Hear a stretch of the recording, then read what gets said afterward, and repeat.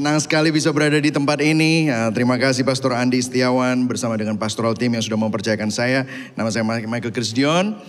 Saya dari Surabaya. Jadi kalau nanti saudara mendengar tiba-tiba ada logat-logat Persebaya lagi khotbah gitu ya, saudara ya, medok-medoknya keluar gitu ya, jangan kaget.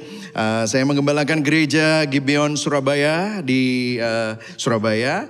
Saya kenal dengan Pastor Andi melalui City to City, yaitu bagian dari church planting dan network Gospel Center Church ya, yang dimulai oleh almarhum Tim Keller. Dan saya dengan Pastor Andi sudah cukup lama. Dia juga pernah melayani tempat kami. Kalau nggak salah saya juga pernah melayani melalui online, tapi mungkin sudah cukup lama dan saya honored to be here. Dan hari ini saya juga honored to be part of this sermon series ya, The Faithfulness of God. Dan khotbah saya judulnya hari ini adalah Hopeful di dalam Kristus. Nah, sebelum kita mulai, kita berdoa sebentar untuk menyiapkan hati kita. Tuhan, terima kasih kalau kami bisa diberi kesempatan untuk mendengar firman-Mu, di mana begitu banyak orang ingin mendengar firman-Mu tapi mereka dilarang, mereka harus sembunyi-sembunyi. Dengan kemerdekaan yang ada, biarlah kami menghargai firman-Mu. Tidak ada seorang pun yang main dengan cellphone-nya atau Instagram, tetapi benar-benar Tuhan, mereka dicengkram oleh Roh Kudus. Dan biarlah Injil yang menjadi kekuatan Allah itu mencengkram dan mentransformasi hati kami. Bukan hanya menjadi pendengar, tetapi kami menjadi pelaku firman-Mu. Di dalam nama Tuhan Yesus. Yang percaya sama-sama katakan, amin. Nah saudara, ada sebuah pepatah yang bilang begini saudara. Manusia dapat hidup 40 hari tanpa makan. Manusia bisa hidup tanpa air 3 hari. Dan bahkan orang yang hebat menyelam, dia bisa tidak bernafas, tahan nafas 4 menit. Namun tanpa pengharapan, manusia tidak bisa hidup lebih dari beberapa detik. Ya, ada banyak orang yang bunuh diri karena kehilangan harapan. Banyak orang bicara begini, hiduplah dengan harapan. Jangan hidup dengan keputusasaan. Bahkan kita sering dengar di gereja untuk senantiasa berpengharapan, memiliki hope. Everybody say hope. Hope. Tapi masalahnya, waktu kita melihat situasi kita melihat keuangan kita melihat tubuh kita yang sakit, kita melihat hubungan kita yang mungkin saat ini mengalami perpecahan atau mungkin masalah, ternyata keadaan kita tidak sesuai dengan pengharapan. Seakan-akan ada gap. Kita memiliki pengharapan untuk hidup bahagia, hidup diberkati, hidup yang baik-baik saja. Tetapi apa daya waktu kita melihat keadaan kita tidak baik-baik saja. Sehingga gap itu yang membawa kita bukan lagi kepada hopeful, tetapi hopeless. Nggak heran banyak orang hatinya hopeless. Bagaimana kita bisa hopeful kalau keadaan hati ini hopeless waktu kita melihat situasi dan kondisi yang tidak sesuai dengan harapan? Beberapa waktu yang lalu ada yang orang tanya sama saya, Pak Pendeta, apa sih bedanya optimis sama hopeful? Itu apa?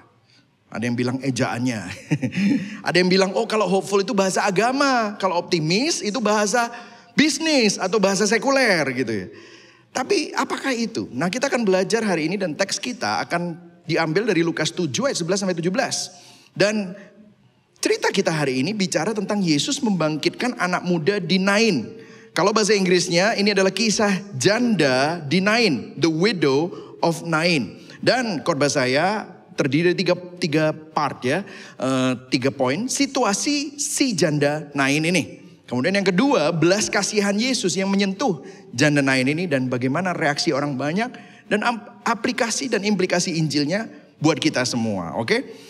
Nah kalau saudara perhatikan, kita akan baca sama-sama mulai ayat yang ke-11. Kita baca sama-sama ya, biar kita sama-sama engage. 1, 2, 3. Kemudian Yesus pergi ke suatu kota yang bernama Nain. Murid-muridnya pergi bersama-sama dengan dia dan juga orang banyak menyertainya berbondong-bondong. Nah saudara, saya jelaskan sedikit. Nain itu artinya pleasant, menyenangkan. Tetapi ada sesuatu yang tidak menyenangkan terjadi di kota ini. Nah bayangkan saudara, bayangkan saja saat ini Yesus sedang sangat populer. Nah saudara perlu tahu yang menulis Injil Lukas adalah Lukas yang dikenal sebagai dokter. Yang dikasihi oleh Paulus. Jadi si penulis Lukas ini menulis 2 kitab di Alkitab. Yaitu Injil Lukas dan Kisah Para Rasul. Dan Injil ini adalah synoptic gospel. Saya perlu kasih tahu kenapa? Karena ini menulis kejadian yang dialami Yesus dan semua sejarah itu diperhatikan. Secara khusus fakta-fakta historis tentang Yesus dan mempelajari apa yang terjadi di sana menggunakan data-data dan laporan-laporan yang dibuat dari orang lain dan dituliskan. Jadi kalau Anda baca dari pasal-pasal sebelumnya, Yesus sudah memulai hal-hal yang menakjubkan. Yesus melakukan mujizat, makanya banyak sekali orang yang mengikuti dia karena dia lagi at the top of the popularity. Jadi Yesus sangat populer dan kemanapun dia pergi, ada orang banyak yang mengikuti dia. Dan kemudian lihat apa yang terjadi di ayat 12a. Setelah Yesus ia dekat di pintu gerbang kota, ada orang mati diusung keluar. Nah coba saudara bayangkan. Jadi gini, sementara Yesus hendak masuk ke kota Nain, maka Yesus bertemu dengan serombongan orang yang mengusung orang mati. Nah bayangkan ada dua rombongan. Yang satu rombongannya Yesus, entourage-nya dengan ratusan orang yang berbondong-bondong karena Yesus lagi populer. Dan banyak melakukan mujizat. Dan yang satu lagi datang dari sana adalah berbondong-bondong orang yang lagi berduka. Bajunya juga beda. Yang sebelah sana bajunya meriah, yang sini bajunya ada perkabungan. Jadi dua massa, dua crowd lagi ketemu di pintu gerbang Nain. Nah ini yang sedang terjadi. Dan kita lihat selanjutnya ya. Kemudian ayat 12b. Jadi setelah lihat ada orang mati diusung keluar, anak laki-laki, anak tunggal ibunya yang sudah janda. Dan banyak dari orang dari kota itu menyertai janda itu. Nah, saya masuk dalam poin yang pertama, yaitu situasi janda Nain. Nah, saudara perhatikan di sini ya. Ini tidak berlaku terhadap situasi kita di zaman modern. Tetapi setiap kali Alkitab berbicara tentang janda, maka konotasi janda di zaman Yahudi kuno adalah seseorang yang kena kutuk. Kenapa? Karena ini janda masih muda, artinya dia baru ditinggal suaminya dalam keadaan yang masih muda. Nah cerita ini memiliki kemiripan dengan cerita di Perjanjian Lama. Ada seorang janda yang namanya Naomi, juga ditinggal mati oleh suaminya dan anak laki-lakinya. Nah bayangkan, artinya kan begini, kalau seorang janda punya suami kemudian dia meninggal suaminya, dia sendirian, dia punya anak laki-laki. Artinya anak laki-laki ini adalah tumpuan harapan keluarga. Artinya masa depan keluarganya ini tergantung oleh kemampuan anak laki-laki ini untuk kerja. Jadi apa yang terjadi? Dia punya pengharapan, punya mimpi. Paling tidak aku masih punya anak laki-laki, pegangannya dia. Tiba-tiba anak laki-lakinya juga meninggal. Dan berpulang. Makanya saudara kalau saudara perhatikan, Naomi, itu di Perjanjian Lama itu namanya Naomi, itu malah mau merubah namanya jadi Mara. Kalau kita lihat dia di Rut 1 ayat 20-21, hanya sekedar side note aja supaya saudara merasakan betapa malangnya si janda ini. Dikatakan di ayat 20, jangan sebut aku Naomi. Sebab sebutlah aku Mara, sebab yang Maha Kuasa telah melakukan banyak yang pahit kepadaku. Wah, dia kepahitan saudara. Dengan tangan yang penuh aku pergi, tapi dengan tangan yang kosong Tuhan memulangkan aku. Karena dia mau pulang ke tanah di mana dia berasal. Mengapakah kamu menyebutkan aku Naomi? Karena Tuhan telah naik saksi menentang aku dan yang Maha Kuasa telah mendatangkan malapetaka kepadaku. Jadi ini yang dialami oleh Naomi. Dan demikian juga ini dialami oleh janda Nain. Nah maka kalau saya bisa simpulkan, maka janda Nain maupun Naomi mengalami tiga hal. Tiga hal ini adalah ini situasinya. Masa lalu yang pahit karena ditinggal sama suami. Dan dia punya harapan anak laki-lakinya yang akan meneruskan.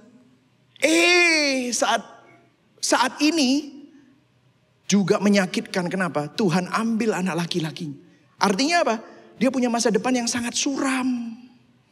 Jadi masa lalu yang pahit karena ditinggal suaminya. Saat ini yang menyakitkan sebab anak laki-laki yang menjadi tumpuan harapannya meninggal. Dan masa depan yang suram mengalami keputusasaan, ketakutan, kekhawatiran akan ketidakpastian akan masa depannya.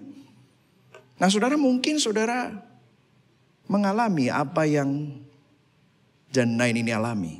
Atau mungkin di sekitar saudara ada orang-orang yang seperti itu.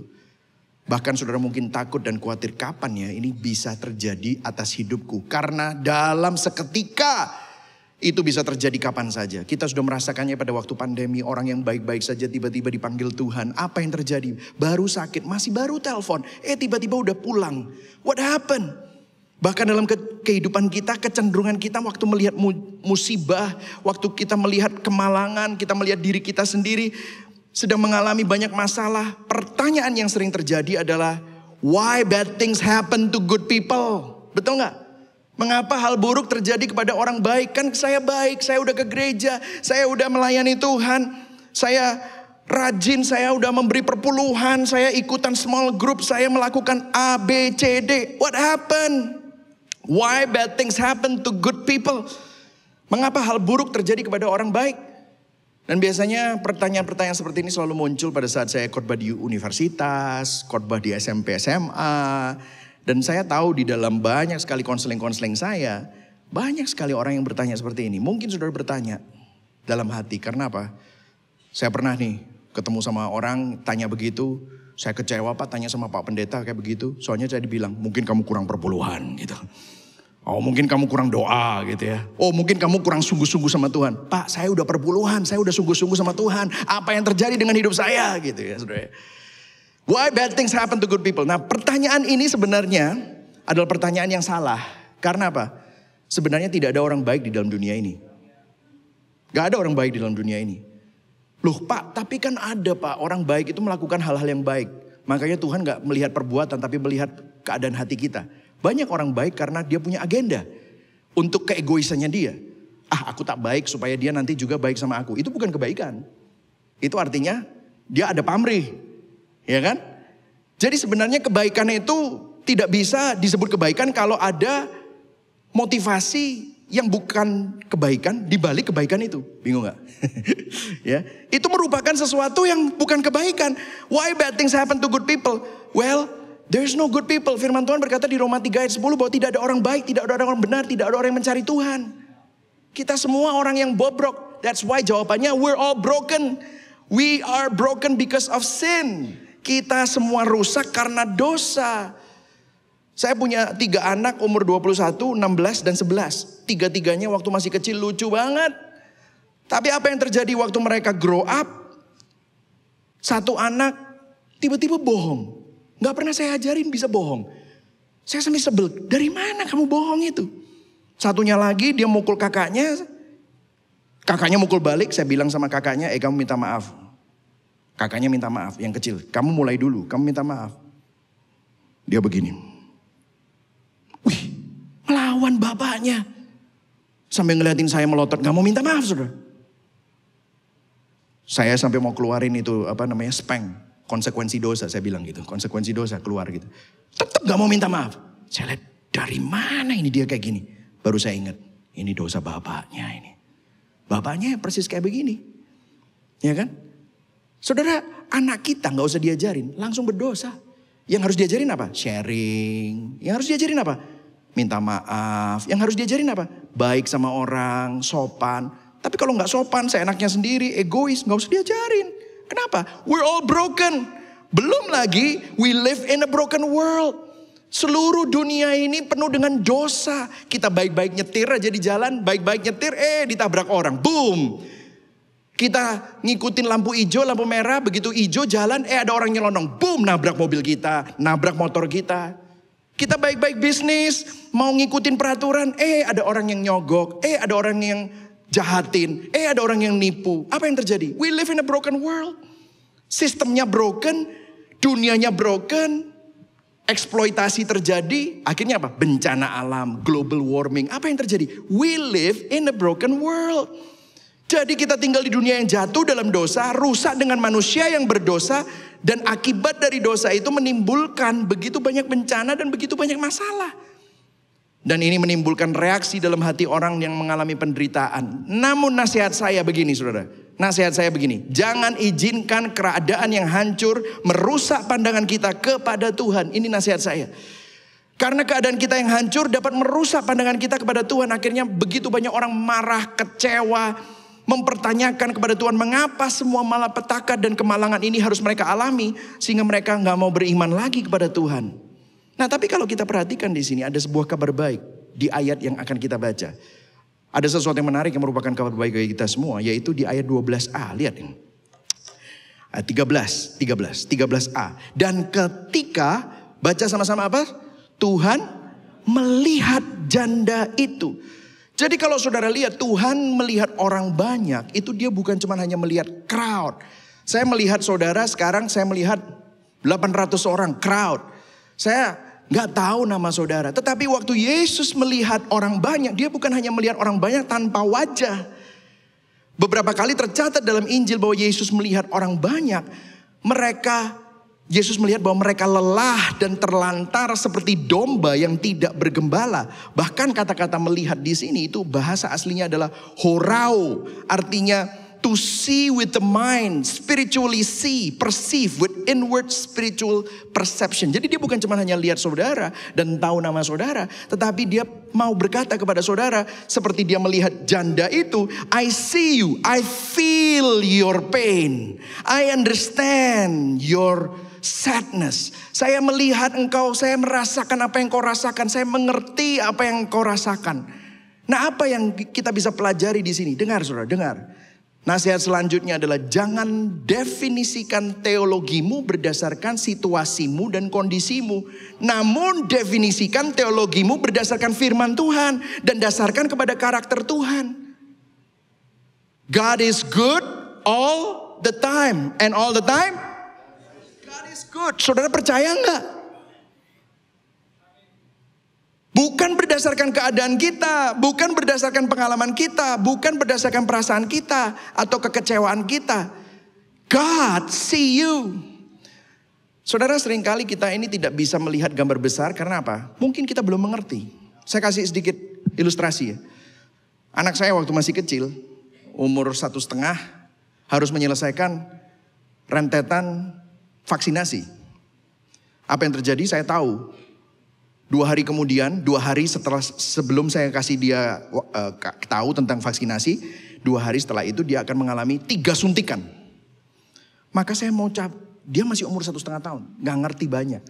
Saya bisa berikan sebuah PowerPoint presentation untuk anak 1,5 tahun. Pentingnya vaksinasi, ngerti gak kira-kira? Gak ada yang ngerti lah, gimana bisa ngerti? Masih umur 1,5 tahun, baca aja belum bisa. Apa yang terjadi? Ya udah, saya cuma siapin. Kasih painkiller dikit, besoknya kita vaksinasi. Apa yang terjadi? Saya gendong, anget, papanya. Kita pergi ya ke kantor dokter. Ya dia cuma, oh ya senang aja kan. Apa yang terjadi? Begitu sampai kantor dokter, tiba-tiba ada orang pakai berjubah putih dengan sarung tangan. Tiba-tiba dari dekapan hangat saya yang aman, saya berikan anak saya kepada orang dengan jubah putih. Maka anak saya kan percaya, siapa yang diberikan? Ada jubah putih, pakai sarung tangannya dingin. Ada apa ini? Nggak lama kemudian dia ditidurkan, ada tiba-tiba kapas dengan alkohol. Sret, dingin. Apa ini dingin? Dan apa yang terjadi? Tiba-tiba nggak lama kemudian muncullah jarum suntik. Dia dikasih boneka di sebelah sini nggak tahu. Cus! Apa ini? Gitu. Nangislah dia. Apa yang terjadi kira-kira di pikiran anak saya? Papaku jahat. Tadi aman-aman saja, aku dikasih kepada orang jahat. Aku dikasih yang dingin-dingin. Aku dikasih kejahatan, aku dikasih penderitaan. Bukan cuma 1. Dia nangis. Sudah sini, lihat sini. Di sini 2 lagi. Jos. Apa yang terjadi?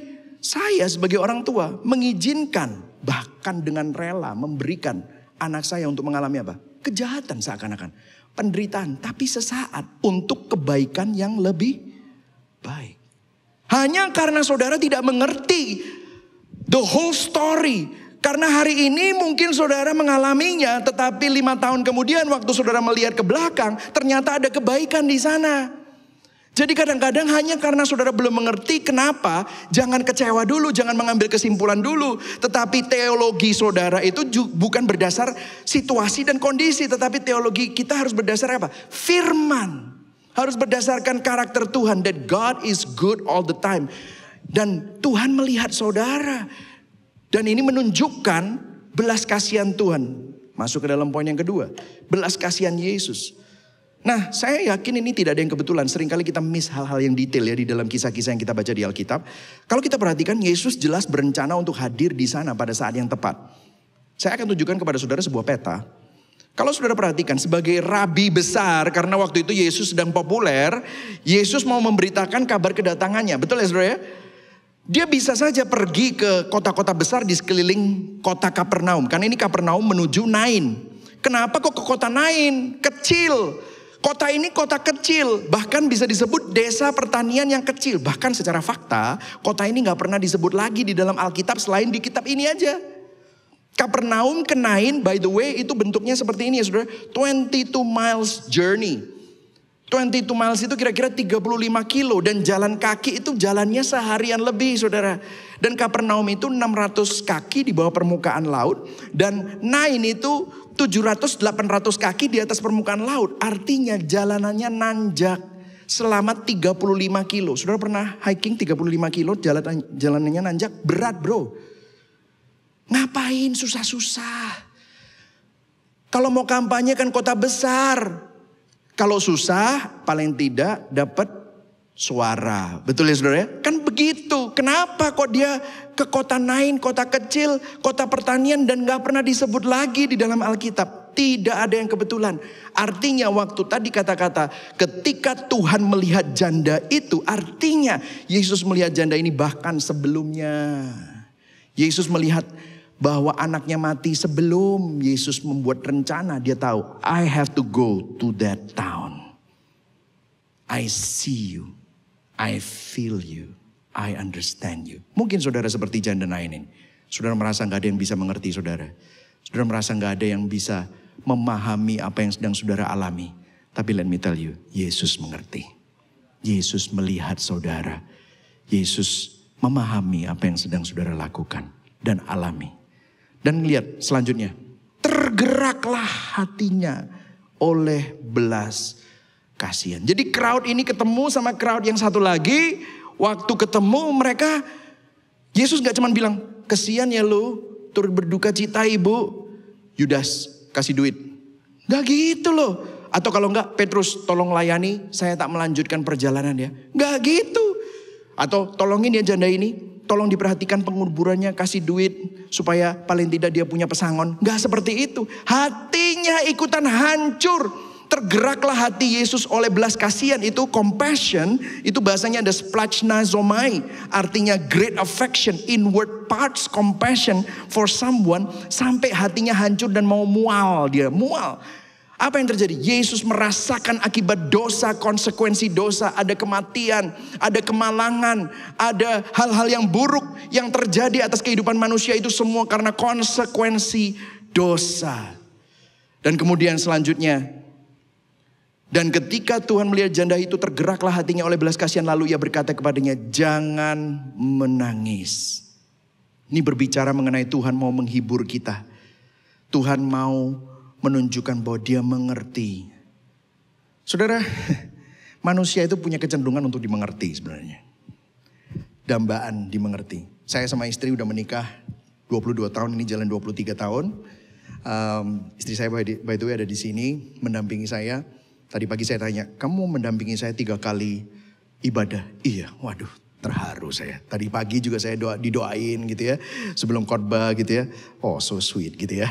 Thank you gitu. Kenapa saya senang? Kenapa dia mengerti saya? Capek juga khotbah 3 kali dan dia mendampingi.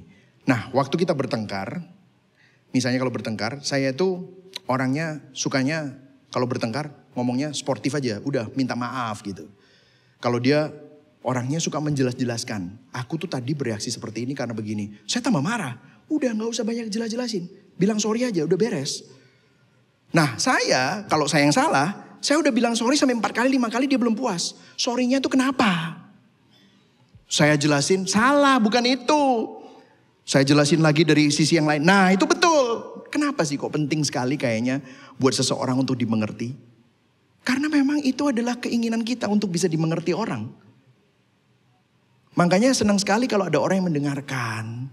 Makanya kalau konseling ya, saya nggak mau ngomong apa-apa dulu, saya mendengarkan dulu. Nah saudara tahu nggak?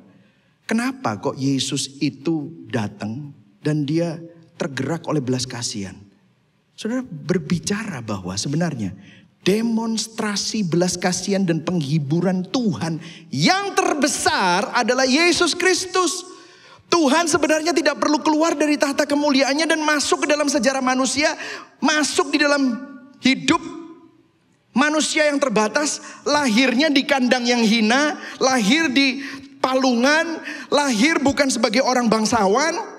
Bahkan hidup tanpa dosa, mati di atas kayu salib. Kenapa sih dia ngelakuin itu? Karena dia ingin mengerti apa yang saudara dan saya alami.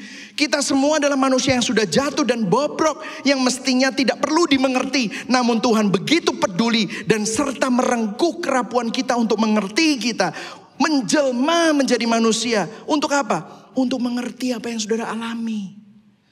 Firman Tuhan berkata, sebab upah dosa ialah maut, tetapi karunia Allah adalah hidup yang kekal di dalam Kristus Yesus.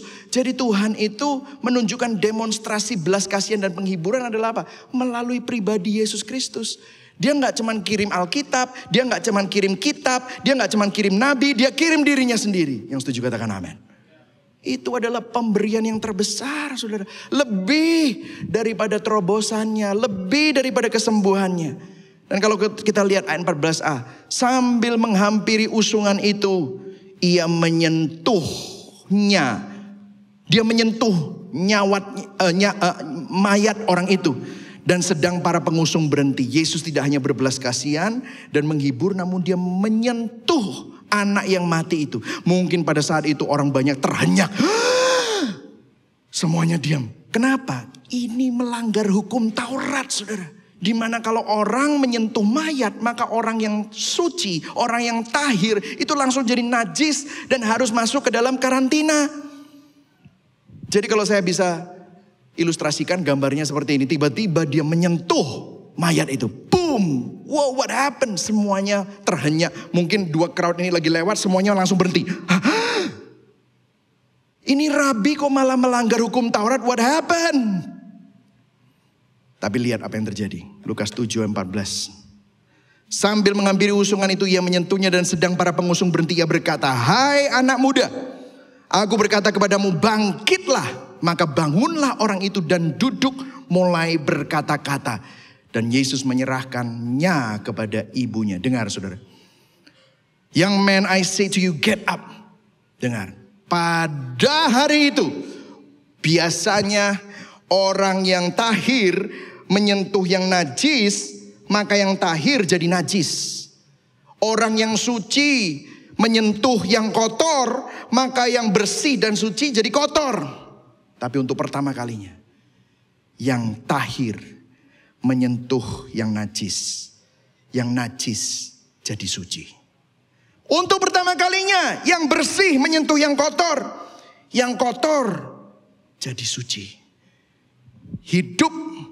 Yang hidup menyentuh yang mati. Yang hidup ini harus tercemari. Tetapi saat itu orang yang mati jadi hidup. Terbalik, ada sesuatu yang terbalik.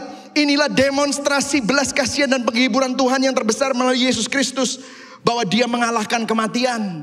Ini seakan-akan nubuat bahwa kematian ini akan dia alami juga. Tetapi kematian ini juga dia akan bangkit dari antara orang mati. Itulah sebabnya di 1 Korintus 15 ayat 55-57. Rasul Paulus berkata, hai maut, di manakah kemenanganmu? Hai maut, di manakah sengatmu? Sengat maut ialah dosa. Ayat 57, baca ayat 57. Tetapi, 1, 2, 3. Tetapi syukur kepada Allah yang telah memberikan kepada kita. Apa saudara?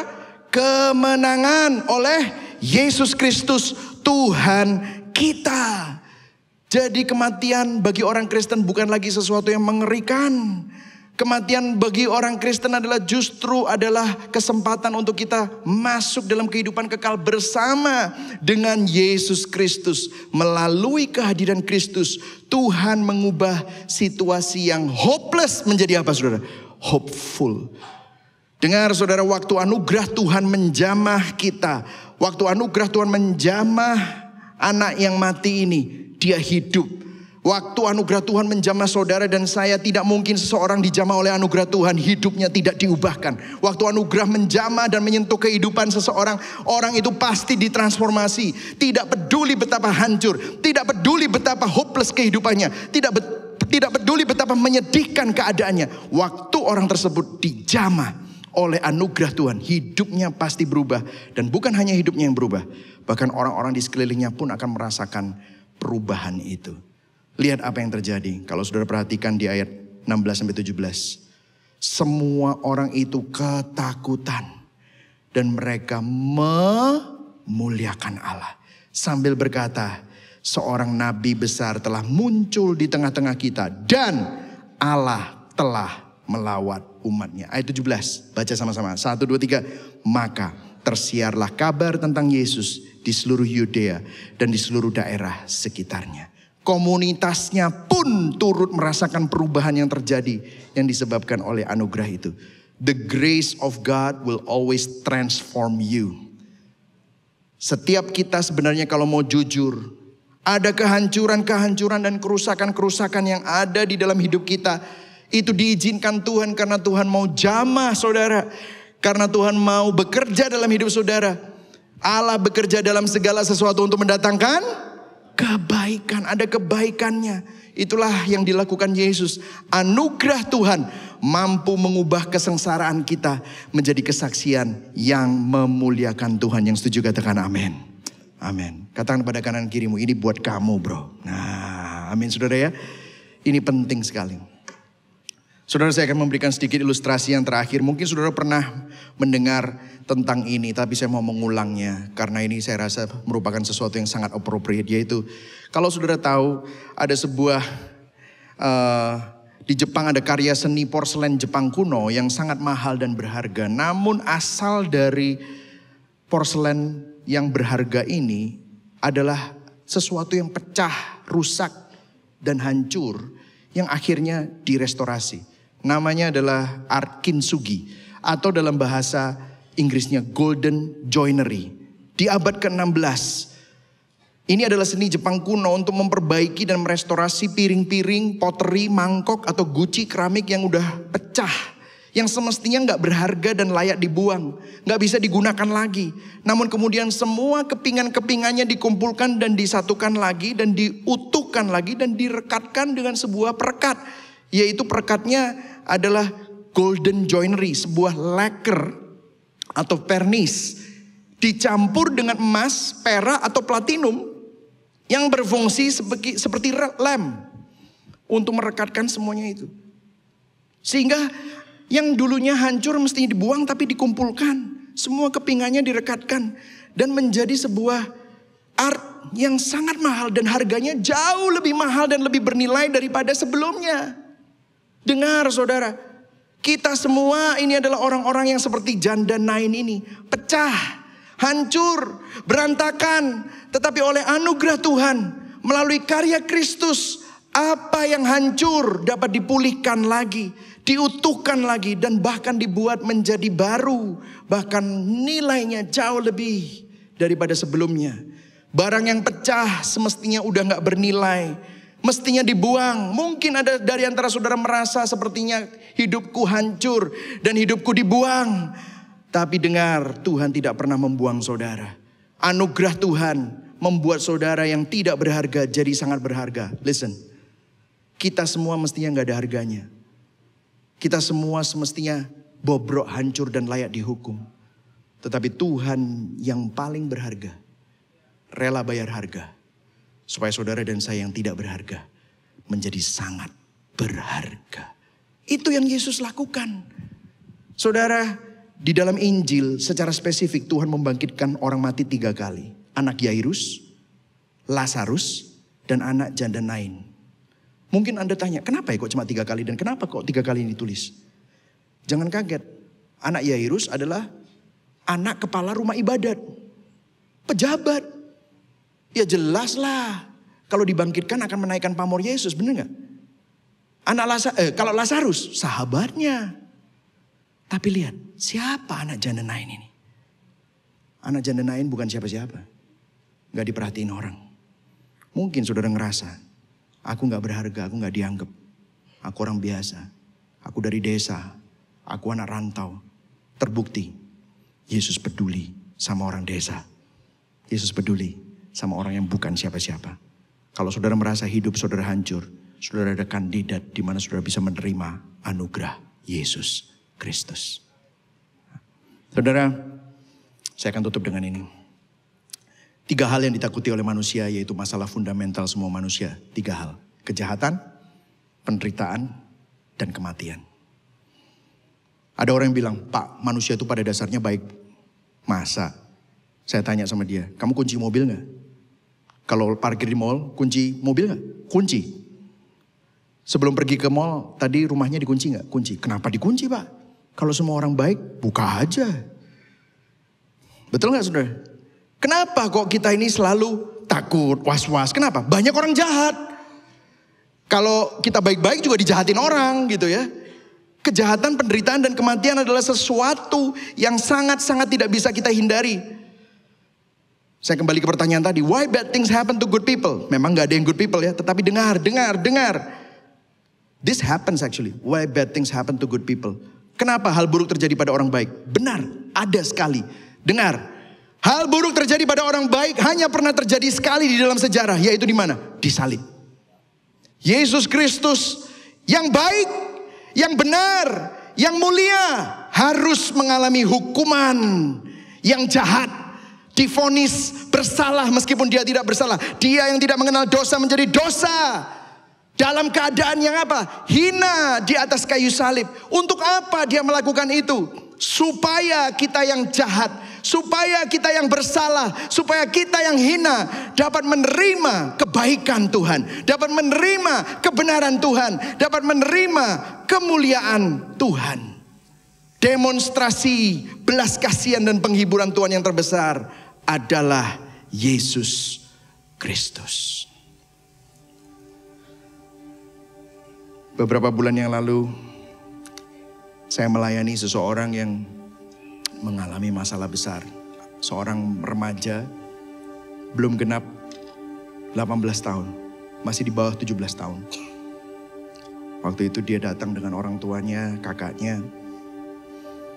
Mereka semua menceritakan bahwa mereka find out bahwa adiknya yang masih remaja ini diperkosa, dilecehkan oleh salah satu keluarganya sendiri. Hancur. Kita semua shock. Gak bisa bicara. She told us, pastor gak tahu apa yang saya rasakan. Dan bukan cuma sekali, berulang-ulang. Dia malu untuk menceritakan. Dia gak berani, tapi dia ancam, dimanipulasi. Dia sampai hancur banget. Kita gak bisa ngomong apa-apa. Dan benar, saya gak bisa tahu apa yang dia rasakan. Tapi saya cuma hanya bisa ngomong gini. You know, Dek, kamu tahu gak kenapa Yesus? Dia gak cuma hanya mati aja. Kalau saudara perhatikan, Yesus dipukuli, ditelanjangi, auratnya ditendang, dipukul dengan stik.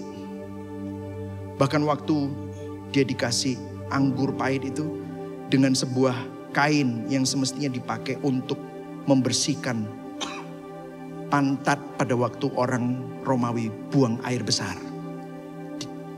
dimasukkan di mulutnya Yesus.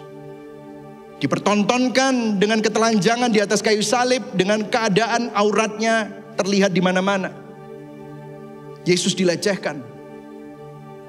Yesus hancur, ditelanjangi, dipermalukan, dikhianati, divonis bersalah. Padahal dia tidak mengenal dosa. Apa yang terjadi di sana? Kenapa dia harus melakukan semua itu? Kenapa dia harus go through all that? Yesus melakukan semua itu supaya dia merengkuh kerapuan kita. Supaya pada waktu saudara dan saya bilang supaya kamu, Dek, waktu kamu merasakan dilecehkan, memang saya gak ngerti. Memang papa mamamu gak ngerti, kakakmu gak ngerti, tapi satu orang mengerti apa yang kamu rasakan. Yesus mengerti apa yang kamu rasakan. Dan hari ini Yesus mendampingi kamu dan anak itu broke down. I never thought it that way. Yes. Kalau saudara hari ini marah sama Tuhan, marah sama orang lain karena saudara dikhianati, dizolimi, dengar. Yesus ngalami itu semua. Dia dikhianati oleh muridnya. Dia disangkal oleh circle-nya, yaitu Petrus yang paling berani. Waktu dia sendirian di Taman Getsemani, dia minta 3 orang yang terdekat berdoa, mereka tidur. Dan waktu di atas salib tidak ada satupun muridnya yang ada kecuali Yohanes sama mamanya. Yesus mengerti apa yang saudara alami. He sees you, He understands you, and He wants to be with you. demonstrasi yang terbesar adalah Kristus mendampingi engkau. Bukan hanya waktu saudara dapat terobosannya, itu bukan sesuatu yang terindah. Bukan waktu sakitmu sembuh, bukan waktu terobosan keuangan datang. Tetapi waktu Yesus bersama dengan engkau, dialah harta yang terbesar. Dialah pemberian yang terbesar karena engkau didampingi oleh Tuhan sendiri. Amin saudara. Amin. Mari sama-sama kita bangkit berdiri. Mau saudara, kalau saudara mau bertobat, kita sama-sama berdoa, ambil waktu hening, taruh tanganmu di dadamu sebagai respon. Apa yang menjadi ketakutan, kekhawatiran? Apa yang menjadi keluhanmu? Apa yang menjadi pertanyaanmu? Maybe you ask why bad things happen to good people.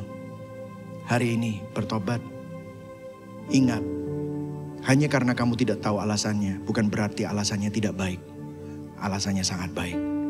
Dan bahkan alasan yang terbaik adalah Tuhan mengizinkan hal-hal itu dalam hidupmu untuk menunjukkan bahwa Dia dan anugerahnya memulihkan, menjamah bersama dengan engkau. Harta yang terbesar, demonstrasi belas kasihan, sehingga hopelessness menjadi hopeful. Hopeful di dalam Kristus karena Kristus bersama dengan engkau. Tuhan, kau lihat tangan-tangan yang tertaruh di dada ini. Biarlah engkau adakan operasi hati. Ingatkan bahwa mereka tidak pernah sedetik pun dilepaskan dari genggamanmu. Rangkul mereka. Be with them. Dalam tangisan mereka, engkau menangis bersama dengan mereka. Di dalam pelecehan-pelecehan yang mereka alami, engkau pun pernah dilecehkan untuk mengatakan bahwa aku mengalahkan semua itu. Supaya aku bisa mendampingimu melalui semuanya ini. Terima saudara. Terima kasih Tuhan. Engkau begitu baik dalam hidup kami. Hamba-Mu berhenti berbicara. Tapi biarlah Injil ini dapat mengingatkan dan terngiang-ngiang dan terus mengkalibrasi setiap hati kami. Bahwa Yesus engkau lah yang terbaik, terbesar, termulia. Dan mendampingi kami. Immanuel, Tuhan bersama dengan kami. Di dalam nama Tuhan Yesus, yang percaya sama-sama katakan, amin. Berikan tepuk tangan buah yang termeriah buat Tuhan Yesus. Katakan pada kanan kirimu, Yesus mengasihimu.